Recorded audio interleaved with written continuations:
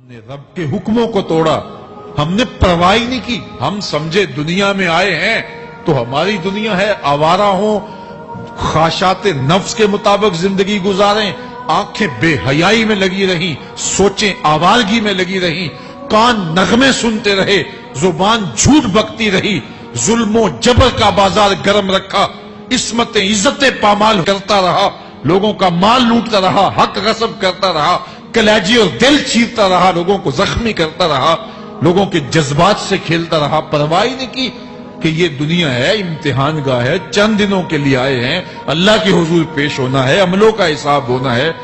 अब जब वो देखेंगे कि हमारे साथ क्या होने वाला है तो उनके चेहरे पहले बिगड़ जाएंगे। क्यों? वो गुमान करेंगे कि उनकी रीढ़ की हड्डी तोड़ दी जाएगी। ऐसे अजाब आएंगे जिस तरह किसी की रीढ़ की हड्डी टूट जाए तो उसका चेहरा शगुफ्ता गुलाब तो नहीं होता, उसका चेहरा जो है वो तो किस कदर मुरझाया हुआ होता है। तो अल्लाह इरशाद फरमाता है इस तरह इनके चेहरे होंगे। अभी अजाब आया नहीं है लेकिन चेहरे पहले ही उतरे हुए होंगे और जब अजाब की भट्टी में डाले जाएंगे, अल्लाह अकबर। और वो सख्त अजाब, हुजूर ने जिब्रील अमीन से पूछा मुझे जहन्नुम के अजाबों का जिक्र सुनाओ। अर्ज की हुजूर सबसे हल्के अजाब की कहानी सुनाता हूं और वो ये कि जहन्नुमी के पांव में आग का जूता रखा जाएगा, बाकी पूरा बदन उसका सलामत होगा। ये सबसे हल्के अजाब की कैफियत है। अब पांव में आग का जूता होगा, हिद्दत, गर्मी, शिद्दत इतनी होगी कि दिमाग पिघल के नाक और कानों के रास्ते से बाहर आ जाएगा। पांव में रखे हुए जूते की गर्मी दिमाग को ऐसे चढ़ेगी कि वो पिघल जाएगा और नाक और कानों के रास्ते से बाहर आ जाएगा। तो अल्लाह के अजाब के खौफ से चेहरे बिगड़ जाएंगे, हालत सलामत नहीं रहेगी। ये बात ज़हन में रखें कि अल्लाह जिसको जहन्नुम में डालेगा उसको इस सूरत में नहीं डालेगा, ये मुहम्मदी सूरत है। ये शक्ल उसकी छीन ली जाएगी और उसकी शक्ल बड़ी कर दी जाएगी। उसका एक एक दांत ओहद पहाड़ जितना होगा। ओहद पहाड़ का फैलाव 15 किलोमीटर पे है। 15 किलोमीटर का एक दांत और 32 दांत कितने होंगे तो मुंह कितना बड़ा होगा। उसको इतना बड़ा इसलिए किया जाएगा ताकि वो अजाब की तकलीफ ज्यादा सहे।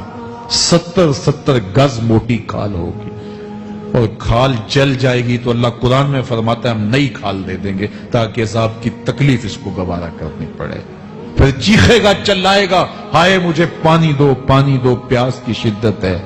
70 साल तक तो उसकी कोई आवाज ही नहीं सुनेगा। 70 साल के बाद दारोगा जहन्नम चीख कर कहेगा क्या मांगता है? वो बोलेगा मुझे पानी चाहिए। कहा जाएगा तो बेबी मिलता है पानी। फिर दारोगा जहन्नम उसे पानी देगा, कोका कोला की बोतल देगा या पेप्सी थमा देगा या मिनरल वाटर की बोतल देगा?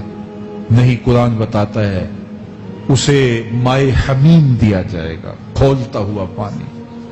और वो इतना गर्म होगा जब पीने के लिए चेहरे के करीब करेगा उससे उठती हुई भाप की वजह से चेहरे की खाल उधड़ के उसके अंदर गिर पड़ेगी, लेकिन इसके बावजूद उसको पीना पड़ेगा। अल्लाह फरमाता है ये दुनिया ही सब कुछ नहीं है, समझ लिया यही सब कुछ है, आखिरत को भूल गए। सुबह उठे काम पे चले गए, शाम आए आवारगी में चले गए, सदाएं आती रही हय्या अला स्वलाह हय्या अल फलाह, कोई परवाह नहीं की। ना पेशानियों ने सजदे किए, ना सोचों में पाकीज़गी आई। जिंदगी यूं गुजार के चले गए। ऐसे नहीं, कहा एक वो होंगे जिनके चेहरे शगुफ्ता गुलाब होंगे, एक वो होंगे जिनके चेहरे बिगड़े हुए होंगे। अल्लाह अकबर। कल्ला इज़ा बलगतित तराकी। ये तो क़यामत का मंजर है ना, क़यामत से कबल भी एक मंजर है। अल्लाह उस मंजर को भी बयान कर रहा है। कल्ला इज़ा बलगतित तराकी। हाँ, जब जान गले को पहुंच जाएगी। क्या इंसान, तेरे ऊपर वो घड़ी भी आने वाली है, वो वक्त भी आने वाला है जब सांस इस हंसली में अटक जाएगा। जब सीने से भी सांस ऊपर चली गई, अब डॉक्टर भी ला इलाज करार दे रहे हैं कि अब इलाज नहीं रहा है, जान बस अब निकलना चाह रही है।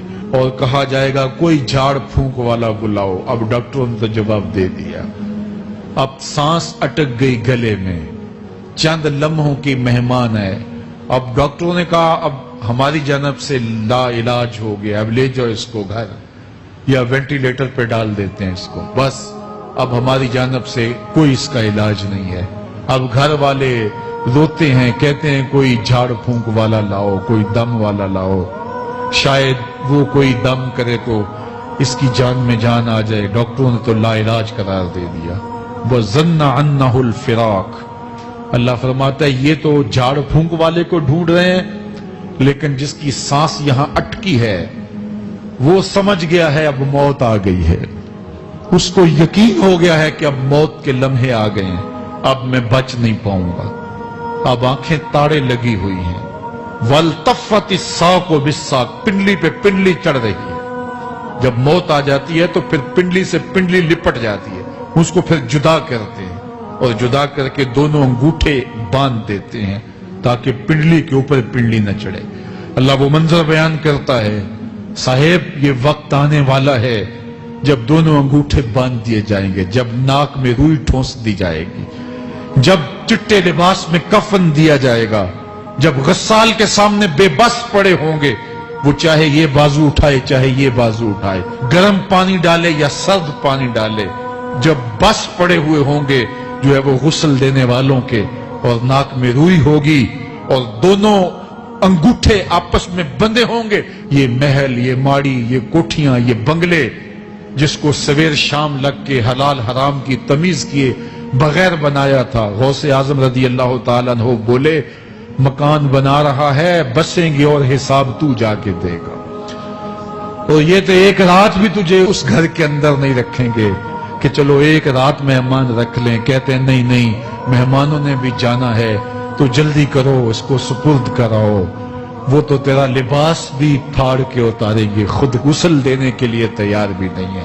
تجھ سے خوف آنے لگا ہے. جاندی واری ڈرونا بنے ہوتے, ہاتھ نہ لاندے ڈر دے, جنہ لئی تو پاپ کمائے اج کتھے نہیں تیرے کر دے.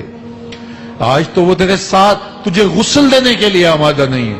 وَالْتَفَّتِ السَّاقُ بِالسَّاقِ. جب پنڈلی پہ پنڈلی چڑھنے لگ جائے گی, إِلَىٰ رَبِّكَ يَوْمَئِذٍ الْمَسَاقُ. اس دن تیرے رب کی طرف ہی لوٹ کے جانا ہے. فَلَا صَدَّقَ وَلَا صَلَّىٰ. اس نے نہ تو سچ مانا اور نہ نماز پڑھی. وَلَٰكِنْ كَذَّبَ وَتَوَلَّىٰ. ہاں جھٹلایا اور منہ پھیر کے چل پڑا. ثُمَّ ذَهَبَ إِلَىٰ أَهْلِهِ يَتَمَطَّىٰ. پھر اپنے گھر کو اکڑتا ہوا چلا. اولا لک فاولا ثم اولا لک فاولا. تیری خرابی آ پہنچی, ہاں تیری خرابی آ پہنچی. ایحسب الانسان ان یترک سدی. انسان دنیا میں یہ گمان کرتا ہے اس کو سدا چھوڑ دیا جائے گا. سدا عربی میں ایسے اونٹ کو کہتے ہیں جس کی مہار کسی کے ہاتھ میں نہ ہو. شترے بے مہار, جہاں مرضی جس گھاٹ سے چاہے پانی پیے, جہاں سے مرضی چارہ لے, تو شترے بے مہار کو کہتے ہیں سدا. تو یہ انسان بھی گمان کرتا ہے کہ میں بھی سدا ہوں, مجھے کوئی کیوں پوچھے, میرے جذبات پہ کوئی کیوں قدغن لگائے, مجھے کیوں روکے کوئی. بالخصوص جوانی کے ایام کے اندر جوان کو بڑا ہوتا ہے کہ کوئی مجھے کیوں. وہ تو ماں باپ کے کہنے میں بھی نہیں آنا چاہتا, وہ کہتا ہے کیوں مجھے روکتے ہیں, میری جوانی ہے, میرے جذبات ہیں, مجھے آزادی سے جینے دو, کیوں میرے راستے میں رکاوٹ بنتے ہو, میں سدا ہوں.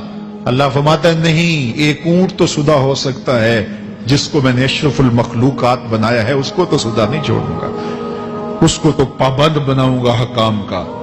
اب وہ کہتا ہے کہ نہیں نہیں, یہ کیسے دوبارہ اٹھائے جائیں گے. اب دوبارہ وہی بات پھر آ گئی. الم یکن نطفۃ من منی یمنی. اللہ فرماتا ہے ایک بوند تھی نا, پانی کا ایک قطرہ تھا جو رحم مادر میں رکھا گیا. ثم کان علقہ, پھر وہ پانی کا قطرہ لوتھڑا بنا. فخلق فسوی, پھر اللہ نے اسے پیدا فرمایا اور پھر ٹھیک ہموار کیا.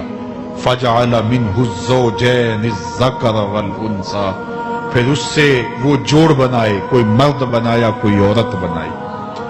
کہا اب غور کر, اب تیری آنکھیں دیکھتی ہیں, بجلیاں چمکتی ہیں, تیری زبان کا طوطی بولتا ہے, لوگ آشش کرتے ہیں تیری گفتگو پہ, تیری گفتار پہ صدقے جاتے ہیں, تیرے لہجے کے جمال کو دیکھتے ہیں, تیرے سینے کا زور, تیرے پنجوں کی طاقت, تیری دماغ کی تیزیاں اور تیری سوچوں کے اجالے, تیری زوردار ٹانگیں, تیرے کڑیل بازو اور تیری چوڑی چھاتی, اور تیرے گلاب کی پتیوں جیسے ہونٹ، اے انسان یہ سب کچھ کہاں تراشا گیا؟ ماں کے رحم میں، اس تاریکی میں جو 3 پردوں میں تھی، تیرا سر تیرے گھٹنوں میں تھا، اور تیرے رب نے وہاں تیرے اندر نسوانیت یا رجولیت کی صلاحیتیں پیدا کی، تیری آنکھوں میں چمک پیدا کی، تیرے کانوں میں نغمے بکھیرے، تیری زبان کے پٹھوں پہ قوت ذائقہ رکھی، تجھے بولنے کی صلاحیت دی، تیرے پنجوں میں زور رکھا۔ آج تو مفتی شہر ہے، آج تو علامۃ الدہر ہے، آج تو قاضی القضات ہے، آج تو منسٹر ہے، آج تو وزیر اعظم ہے، آج تو پہلوان ہے، آج تو شہزادہ ہے، آج تو بادشاہ ہے، آج تو زوراور ہے، آج تیری طاقت کے کیا کہنے؟ آج شیروں کو تو نچا لیتا ہے، ہاتھیوں کو تو بٹھا لیتا ہے، آج تو بڑا زوراور گھڑ سوار ہے، آج تیری طاقت کے کیا کہنے؟ تو کشتی کرتا ہے، زمانہ دیکھنے آتا ہے، آج تیری طاقت کے شوہرے ہیں، تیری عظمت کے تنتنے ہیں، لیکن انسان تو ایک ناپاک قطرہ تھا اور رحم مادر میں تھا۔ تیرے اندر یہ رنگ کس نے بھرے؟ تیرے کانوں میں نغمے کس نے رکھے؟ تجھے دماغ کی قوتیں کس نے دی؟ زبان کو بولنا کس نے سکھایا؟ آنکھوں میں توانائیاں کس نے رکھی؟ تیری زبان کا طوطی بولتا ہے، یہ سلیقے کس نے دیے؟ پھر اللہ فرمایا، کتنا زوردار بیان ہے، الیس ذالک بقادر علی ان یحیی الموتى، جو ماں کے پیٹ میں ایک نطفے کو ایک خوبصورت انسان بنا سکتا ہے، ہڈیوں کو جوڑ کے دوبارہ انسان نہیں بنا سکتا؟ کیا وہ دوبارہ تجھے کھڑا نہیں کر سکتا اپنے سامنے پیش ہونے کے لیے، جس کے حکموں کو تو نے توڑا ہے، جس کے فرامین کا تو نے مذاق اڑایا ہے؟ کیا وہ اتنا ہی بے بس ہے کہ اپنے حضور تجھے جو ہے وہ کھڑا ہی نہیں کر سکتا ہے؟ جس رب نے تجھے ماں کے شکم میں شکل دی، حضرت شیخ فرید الدین عطار بولتے ہیں، سانے کستی سلاتی می شود، ایسا کاریگر ہے مٹی سے بادشاہ بنا ڈالتا ہے۔ اس نے مٹی سے دارا و سکندر بنائے، اس نے مٹی سے جو ہے وہ رستم و سہراب بنائے، اس نے مٹی سے کیا کیا بنا دیا جو مٹی سے بادشاہ بنا سکتا ہے، جو نطفہ رحم مادر سے جو ہے وہ شکل اور صورت اور رنگ اور جمال بنا دیتا ہے۔